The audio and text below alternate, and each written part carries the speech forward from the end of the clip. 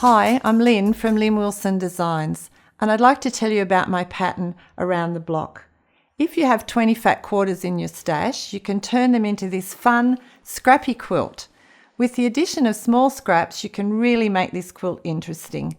No two quilts ever look the same because you can arrange the pieces in the block in different ways. You can make the blocks just like the block diagram in the pattern, or there are options for arranging the pieces to create a slightly different block.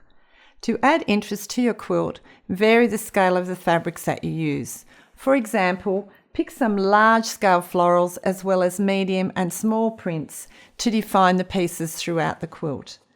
My fabrics are very scrappy, but you could use a coordinated fat quarter bundle from your favourite designer. The pattern includes complete instructions for cutting, piecing and assembling the quilt. The finished quilt measures 60 inches by 75 inches, so it makes a great throw or lap quilt.